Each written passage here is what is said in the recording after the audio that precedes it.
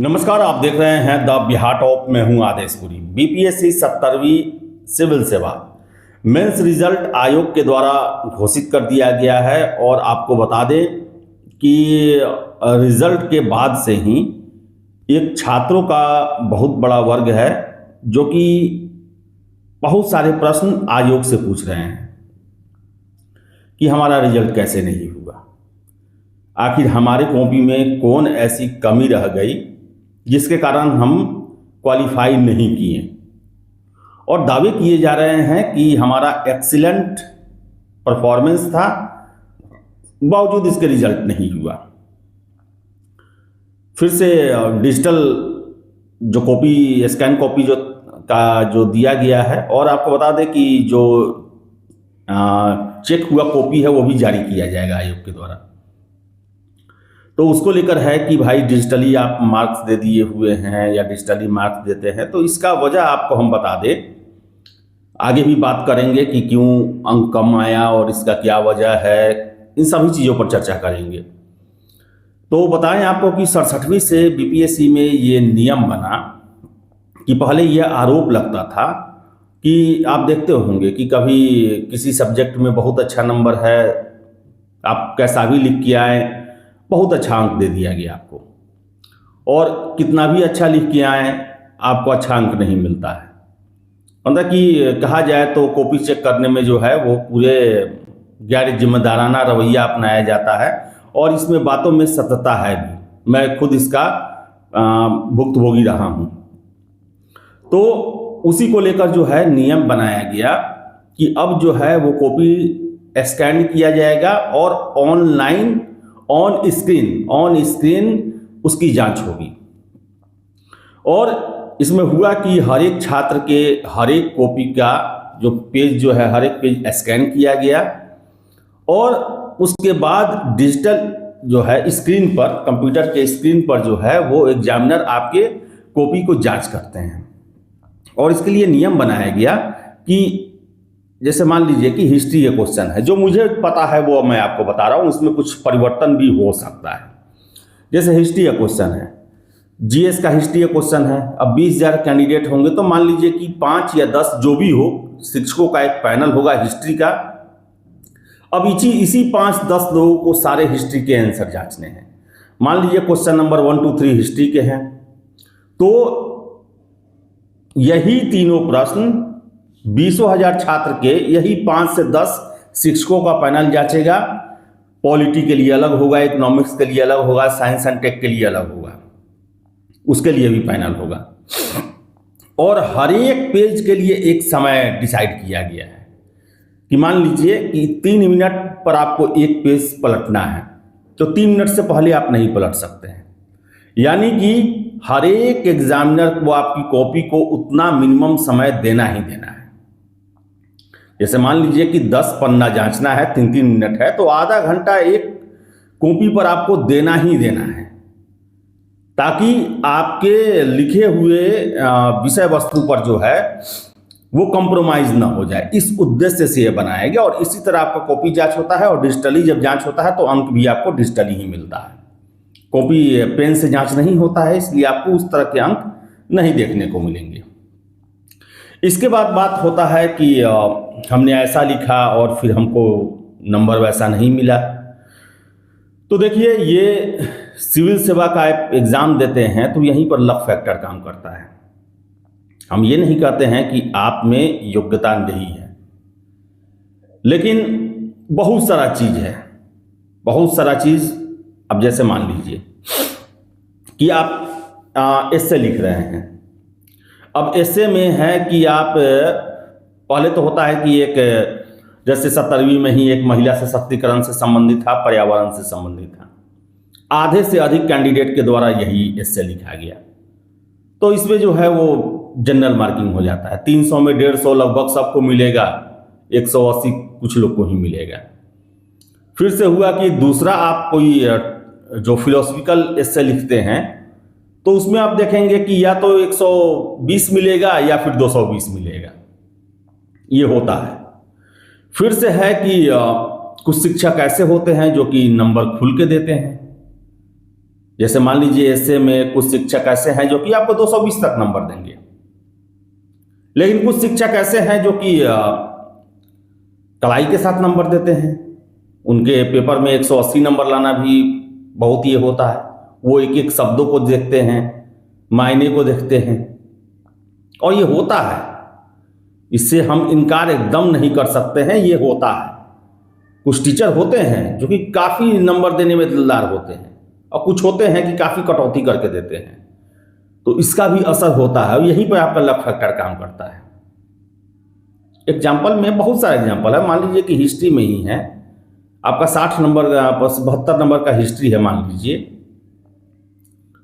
किसी को 30 से 40 के बीच में ही मिलता है, किसी को 60 से 65 के बीच में ही मिलता है, 55 से 65 के बीच में भी नंबर मिलता है। देने वाले हैं वैसे। तो ये लक फैक्टर यहाँ पर है। फिर से है कि हाँ, छात्र जो हैं वो कोर्ट जाने की बातें कर रहे हैं, और मेंस में सभी कैंडिडेट जो है ना वो सटीक आंसर लिखते हैं, इसमें कोई दो राय नहीं है। वो कमज़ोर छात्र नहीं होते हैं। वो भले ही उस साल मेंस ना निकाल पाएँ, लेकिन योग्य होते हैं। मैं तो मैक्सिमम को देखता हूँ कि वो एक बार नहीं निकाले, अगली बार निकाल लिए। आप कोर्ट में जाएंगे तो कोर्ट में आपका ये आधार बनते हुए हमने आज तक नहीं देखा है। दर्जनों छात्रों को मैं जानता हूँ जो कि कोर्ट गए कि हमारा अंक क्यों कम दिया गया। ये एग्जामिनर का स्वायत्तता है कि आपके प्रश्न सही होने के बावजूद भी आप उससे नहीं पूछ सकते हैं कि आप मुझे हिस्ट्री स्टैट छोड़ दे तो कि आपने मुझे इसमें इतना नंबर क्यों नहीं दिया, क्योंकि गुंजाइश जो है वो बहुत कुछ होता है। और कोई स्कोर का फॉर्मेट नहीं होता है। जो शिक्षक होते हैं उन्हें एक मॉडल आंसर दिया जाता है जिसमें दिशा निर्देश रहता है कि प्रश्न में क्या पूछा गया है, दिशा क्या होनी चाहिए। ऐसा नहीं रहता है कि क्रमबद्ध लिखा हुआ रहता है। वो उनमें किन किन बिंदुओं पर जो है आपको जवाब देना है, और वो कितना सटीक है, कितना उसके करीब है, कितना वो सिद्ध करता है।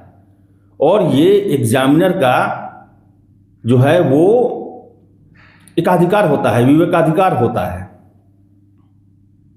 आपको लगता है कि मैं प्रश्न के उद्देश्य को ज़्यादा से ज़्यादा स्तर तक जो है उसे पूर्ण करने का मैंने कोशिश किया, मैंने किया, लेकिन वो सर्वोत्तम है ये आप कभी भी कोई डिसाइड नहीं कर सकता। कभी भी कोई विद्यार्थी ये डिसाइड नहीं कर सकता कि उसके द्वारा दिए गए प्रश्न ही सर्वोत्तम है।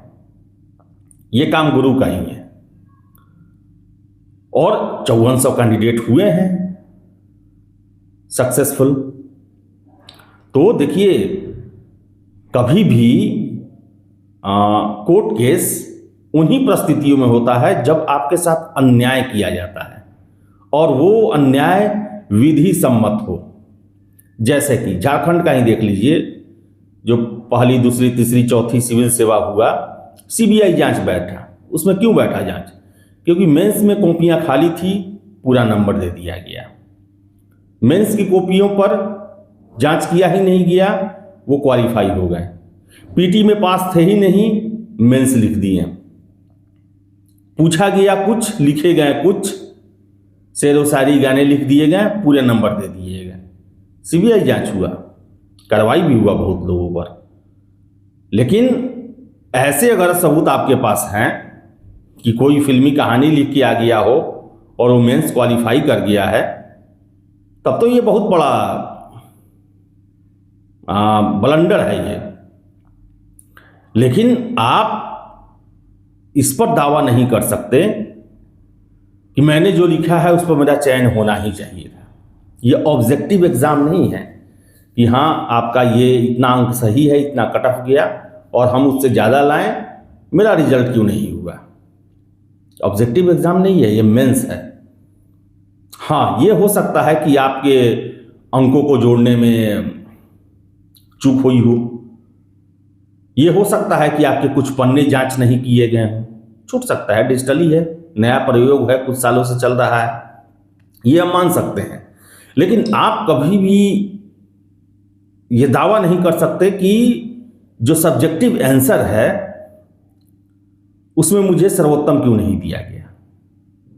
आपका प्रयास हो सकता है, आपकी कामना हो सकती है, लेकिन आपका अधिकार नहीं है कि आपको उस पर न्याय मिले।